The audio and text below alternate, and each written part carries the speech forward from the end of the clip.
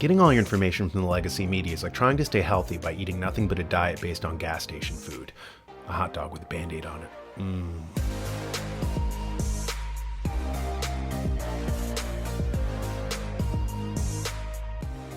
Do conspiracies exist?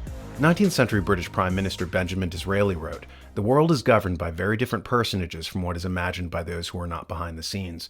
It's of a piece with Ralph Waldo Emerson's 1841 comment, "The farmer imagines power and place are fine things, but the president is paid dear for his White House. It has commonly cost him all his peace, and the best of his manly attributes. To preserve for so short a time a conspicuous appearance before the world, he is content to eat dust before the real masters who stand erect behind the throne." These two quotes go well with Adam Smith's 1776 remark, "We rarely hear, it has been said, of the combinations of masters, though frequently of those of workmen. But whoever imagines upon this account that masters rarely combine is as ignorant of the world as of the subject." So Smith was calling you ignorant if you didn't think that the masters, i.e. the oligarchs, got together to hash out plans for social control. Of course, Smith grew up at a time when it was universally acknowledged that all of history was a history of the masters conspiring, like the conspiracy where Julius Caesar was stabbed in the Roman Senate, or the conspiracy of the Bolsheviks in Russia who brought about the Communist Revolution. Today, though, we're taught that conspiracies don't happen, and contrary to what Adam Smith asserted, if you believe that wealthy oligarchs attend meetings, you're ignorant. So, when did the term conspiracy theory come about? The answer is that the CIA created the term to stigmatize questioning in 1967. See here. In an era of rampant surveillance, government secrecy, and whistleblower crackdowns, more and more questions have arisen over the actions and intentions of the U.S. government. But regardless of how doubtful we may be of its justifications, we're taught to just accept the explanations that are given. And if we don't, if we acknowledge the gaping holes, well, that just makes us conspiracy theorists, the pejorative term that for years has been cast on those who have been bold enough to ask questions. So how did we get to a place where truth seekers are now conspiracy theorists? And what damage does it do to the pursuit of truth?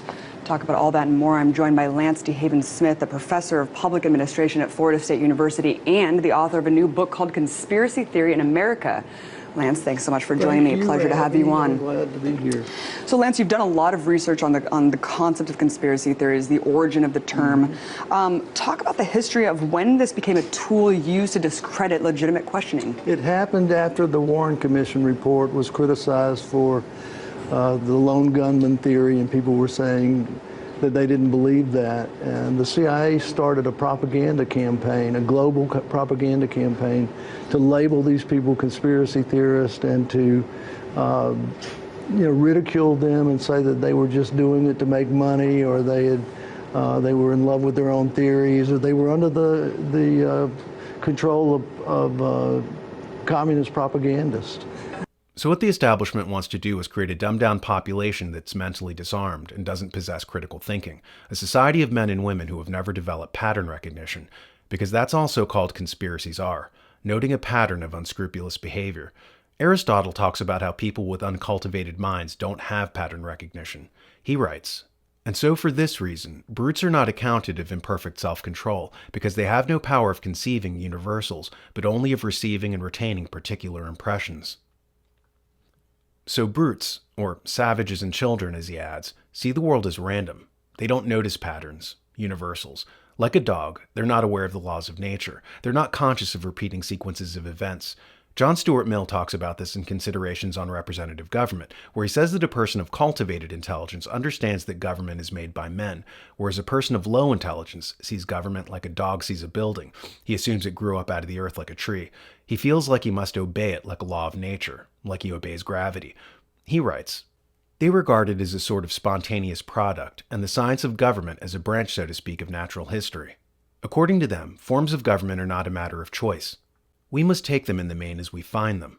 Governments cannot be constructed by premeditated design. They are not made, but grow.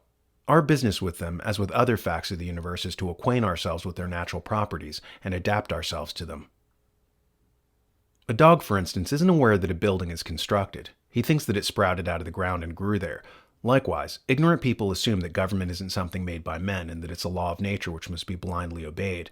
And this is just as the oligarchs want it. Slave thinking, where the masters have big picture thinking and where the serf class has the narrow view of a horse with blinders on. The leadership class is aware of universals, whereas the servant class is only aware of particulars. For them, life is random, out of context, and patterns are an illusion of human cognition. You see operatives of the elite dispatched all the time, telling people not to believe their lying eyes. If you notice a pattern, they say it's just an illusion, like pareidolia. It's just like spotting faces in the clouds, they tell us. In the book The Cybernetic Brain by Andrew Pickering, he says that the very first thing that artificial intelligence experts did in creating AI computers is program in pattern recognition. It's one of the foundational pillars of intelligence. But you're told the opposite, that true intelligence is seeing the world as a random place, the universe is haphazard, and history as arbitrary. But think about it. Science is based on pattern recognition. We talk all the time about replication in science. If a phenomenon can be replicated, we say that it has been proven. Well, what is replication? It's a pattern that repeats. How did our ancestors create the calendar? They could do it because they noticed a pattern where seasons repeated. They noticed the stars moving in the same cycles. This led to astronomy, timekeeping, agriculture, and almost every other field of science that makes modern life possible. You know who doesn't have pattern recognition?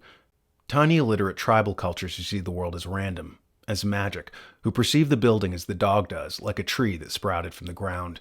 And this is the way the global elite want you to perceive reality. Charles Fort had a good word for the apostles of this mental malware: conventionalists. Conventionalists are people who promote the official TV narrative of things spoon-fed to them by the ruling class. They like to call themselves skeptics, but they're oddly never skeptical of the narratives of the powerful. They're only ever skeptical of the impressions arrived at by the powerless. They're deployed to tell you to stop thinking so much and to use mass media as your screen memory, like an alien abductee who's had his mind scrubbed and his recollections replaced with fake incidents. Beware the conventionalists.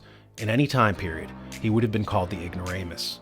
Well, he would have by Aristotle, Adam Smith, John Stuart Mill, and every other great thinker from the past. Their monumental struggle was uncovering the great patterns that make up reality, the underlying algorithms which actuate our cosmos. Remember, the Greek word for cosmos means order. Our wardens now see their job as obscuring those patterns, of telling you there's no order, and reducing you to the level of a brute, for whom life is random, out of context, and haphazard. The John Birch Society provides a national program designed to counter the big government agenda and to restore our rights. Standing for constitutional freedoms for more than 60 years, the John Birch Society has been the force that protects and restores American liberty and independence. Check them out at jbs.org.